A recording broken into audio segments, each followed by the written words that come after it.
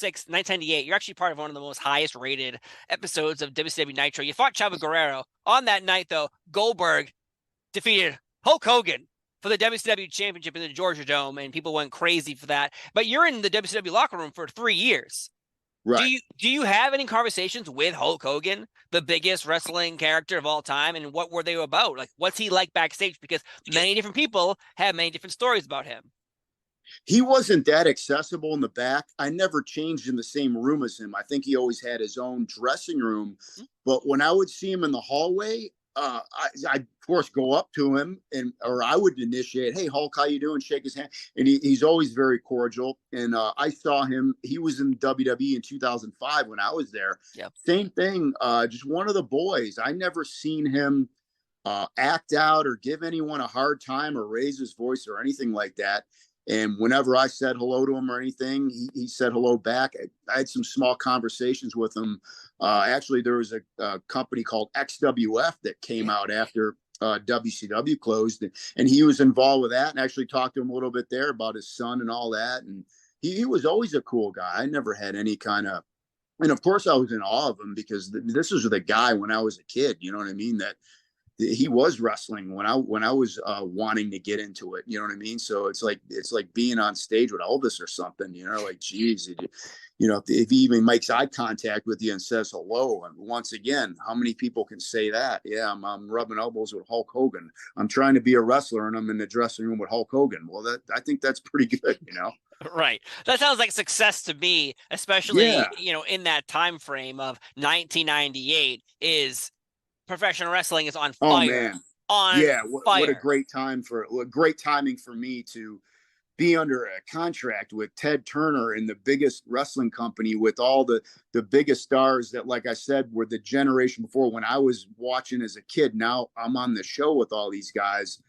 It's just unbelievable. And that's when Goldberg got really big. And man, the reaction in that Georgia Dome, I was there, like you said, and just I went out into the arena just because I knew what that was going to be like. And I never seen anything like that since then, to be honest with you. It was just I always say that's the biggest show I was ever on and probably ever will be. I mean, I don't know how you beat 40,000 people. It's the highest rated TV show WCW ever did. You know, I mean, it's just what an unbelievable moment. You know, I mean, I hate that they tore the Georgia Dome down because for a lot of years because I live in Atlanta, I'd be driving out of the city and I could look in my rear view mirror 30 miles away and see that dome and think, man, I wrestled in that thing with the biggest wrestlers that ever lived.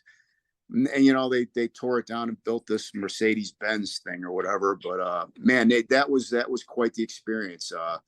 You know, I can't believe it's been 25 years, but yeah, that was a heck of a deal there. And I hope I can get on a big one like that again. But if I don't, man, I did. You know what I mean? That's why I always, Yes. consider it like that. Like, wow, I got a chance to do that. And I don't want to say, man, I hope I get to do it 10 more times. Once is unbelievable for a crowd like that. Yeah. Yeah, you're right about that night, though. There was something in the air, and the fact that you had Goldberg, who is like, again, red hot, taking on Hulk Yeah. Hogan, the number one bad guy, turning evil 2 years ago, forming the NWO, and that storyline. People bring up the Bloodline storyline a lot of like, oh, this is a masterpiece. Nothing will ever top this. Well, you didn't go. Do you watch WCW? Did you Right. watch Hulk Hogan, the biggest babyface of all time, turn on the fans and join up Oh with the man. Outsiders and the NWO? And you're there. You are there. Like, what's your experience like seeing the NWO and there's Sting and there's Lex Luger and the Macho Man and DDP's rising up? Like, there's a lot going on while you're there. Oh yeah. I was at a lot of nitros where the NWO go in the ring, the people are throwing stuff at them. It was just like they wanted to kill them. They hated them so much for just being the anti-heroes. And this was before they got so bad that they got good, right? Then the people really started cheering them as the good guys. But it's Yeah. like, man, they hated Hogan and those guys for the longest time. Then they realized there's no way Sting and Lex are going to overcome them. So that's when they started to really explode as good guys. Yeah. But yeah, like you said, United Center, Chicago sold out, Miami Arena, all these huge venues just sold out for wrestling. And for me to even be the first match on there, I mean, it's just what an unbelievable opportunity. And I'll never forget it. And, gosh, we had 7-8 million people watching those shows. Even the WCW Saturday Night Show on TBS was 2 million people were watching. It was Yeah. none of the shows were slouches as far as ratings. They had a lot of eyes on it. And once again, I wish it was still there today. There is AEW, and it's very similar, but just that lineage of the NWA into WCW is really like WWF to WWE. I wish it was still an entity, because they would get a lot of people opportunities to make a big career. A couple years ago, I was going through a phase of watching all the old WCW Nitros. I come upon October 11th, 1995, and you and Barbarian walk out wearing masks. And I'm like, first off, I was like, whoa, Powers of Pain here. Wait a minute. They're not Powers of Pain. They're Super Assassins, and they're wearing masks. Yeah. Did you not own Powers of Pain? Because, again, you were using it in NWA before you joined the WWF. Did they buy it? No. We had Powers of Pain. As for some reason, they wanted to do Super Assassins. They wanted to put us their mask, which was the stupidest thing I've ever been around in my entire life. Because every time we walked to the ring, everybody go, hey, Barbarian, Warlord. Wow, these masks are really working, Barb. Great mask. Great outfit, guys. Thank you. It sucked. Yes. Super Assassins. Like, they're assassins, but they're super. Like, oh. And I also said, which one's Super Assassin 1? Which one's Super Assassin 2? Listen, my youngest son was just here not long ago, and I found some really cool things out in my garage that I used to have from WWF and that, so that I completely forgot I had out there. And one of them was the Super Assassin outfit I had yet. Wow. And he says, Dad, I want that. I said, you want that? Here you go. Have a great time with it. I don't want it. Wow. I don't need it. I don't want it. Wow. Yeah. Someone would have bought that probably. Like I say, I told him, I said, man, I could put that in the market and get good money for it. Believe me, people would buy that in a second. But he wanted it really bad to put on his wall down up in Pensacola. So I said, take it. It's all yours. Well, there you go. Always a good father-son bonding time there. Oh, yeah. Handing out Super Assassin gear. You don't hear that very often. You don't hear that very often. What'd you do with your son today? Would you play ball? Huh? Did you play like a little catch? No. Yeah. I gave him my Super Assassin outfit. Yeah, gave him that. Lovely, man. Lovely. Really? Yep. That's a nice sentiment there. And again, you only last till January of '96, October to January. What was the deal? Was it just a, hey, come on, we'll see how it goes? Once again, it was just kind of one of those things. They didn't know what the direction they wanted to go with it. And, back then, if you remember anything about WCW, they didn't have one person like Vince in charge. You had like 10 different individuals in charge. Yeah. So you don't know which direction anything's going, who's really the boss, who's giving you orders, where it's coming from. You got 10 different things. Like, you go to the ring, you got like 10 different finishes. It's like, which one am I? If I do this one, these other 9 can be pissed off. It's like, I don't know which direction to go. That's how it was. That's sad to hear. I know the WCW at the time, it felt like it was going somewhere, but it just maybe too many bosses, too many chefs in the kitchen. You got too many goddamn Indians in there, man. Too many of them. You need to have one boss, just like Vince. Everything comes down from one person. Yeah. Agreed. 100% agreed. I thought it was just amazing because I'm like, oh, Powers of Pain are here. Super Assassins, what? And then everyone was there. Everybody was coming to WCW. Nasty Boys, Legion of Doom, Steiner Brothers, Harlem Heat, everybody that you ever heard of as a tag team. You look at the WWF's pitiful tag team division in 1995. I believe, if off the top of my head, you had the Godwins, you had the Smoking Guns, both kind of Southern gimmicks, Skip and Zip, the Body Donnas, and I think the New Rockers, not the Rockers, the New Rockers. And when you put new in front of it, or super, it's always better. Yeah. Super Assassin. You're right about that. Yep. I love it so much.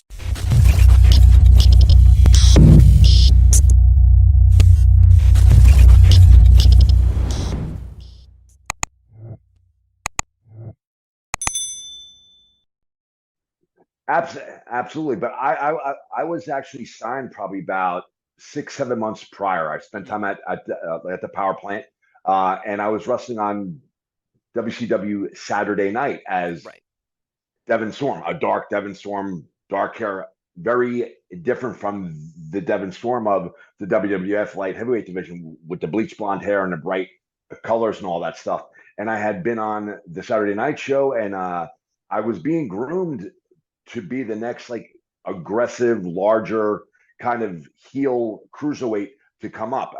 And with all of WCW's change of power and management, as the story goes, as I say, I always tell the story. As the story goes, I had flown into Denver, Colorado. Nitro had gotten out. I had flown in for the Saturday night show. I went to the hotel restaurant / bar. I had my hair down. I had a leather jacket on, and I looked like a freak, I guess. And Vince Russo took a liking to the way I looked, and then he inquired about how well I worked and yada yada yada. And at that time, David Flair was on all the main shows. Not a very strong in-ring performer, but for whatever reason, if you go back and look and do the research, he was popping a rating. People loved watching crazy David Flair stalk women and act crazy and whack people with a crowbar and all this crazy stuff he was doing.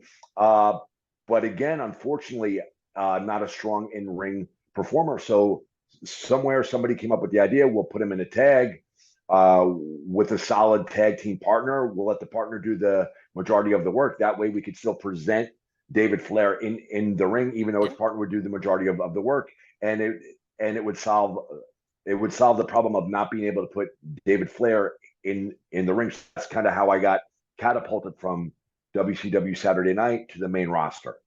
Wow. Well, it all worked out because, again, you're right. David Flair was involved in many storylines. One, Stacey Keebler being pregnant and then not pregnant with someone else's baby, then not being pregnant. It was a fun ride for WCW fans. But I that was the time that, like, honestly, I'll show my cards right now. When it was WCW versus the WWF, put the F back in for a moment, I was team WWF. I was appalled by Goldberg and the NWO. I was like, how dare you hurt my WWF? Because I was like 13 years old, so I was dedicated. If it was Twitter, it would have been a crazier world that we live in now. Absolutely. My God. But WCW in like 99, 2000, I started really going in because suddenly it seemed like Vince Russo was giving more opportunities to, say, you and Billy Kidman and Hugh Morris. Like, there was a more precedent of, let's make new characters. We can't live off of Hogan and Flair and Nash and Hall forever. And so did you feel like you with David Flair was working out because eventually, again, you're in storylines every single week? Initially we were, and then we broke apart. We were kind of on, we were kind of off, and but it definitely gave an opportunity. It gave me an opportunity for a character that would do, for example, vignettes and speaking parts, where prior to that, I was pretty much just a high spot cruiserweight guy. Mm-hmm. I always thought that I would be just a high spot cruiserweight guy. I never fathomed that I would be a quote unquote character. And this was a huge opportunity, and they gave me a character that was essentially a crazy person, which you really can't do wrong. And I had a whole lot of fun with. And people ask me how I pulled that character off so well. And honestly, it was that character was, I'm by nature a very lighthearted, lovey, happy-go-lucky guy. If you look at that crazy smile in the eyes, that's the Crowbar is really just Chris Ford having a great time being on WCW, something that he never thought he would do, and enjoying being a character. If you really pick apart, if you psychoanalyze that character, that is me just enjoying the hell out of being a professional wrestler for a major company. And I'm not ashamed to say it.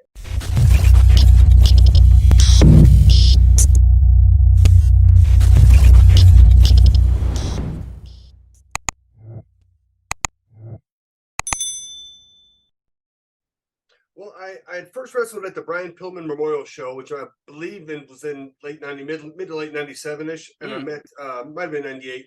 I met Terry Taylor, who was in the office for WCW, and he called me in I ended up doing 2 Nitros, I think 3 Thunders, and maybe 7 to 10 Saturday nights. The Nitros and Thunders were awesome because I was so young and so green. I kept my mouth shut. I had my ears open. I shaking everybody's hand, introducing myself. I thought there was a definite division between top guy locker room and the rest of the crew locker room. I remember I walked in one time and it was like all the NWO and Steiners. Like I just immediately turned around and went to the other one, which was all the Saturday night guys. I mean, and I didn't know anybody. I knew a handful of people, but I really didn't know anybody. Of course. Now you bring up the etiquette of backstage.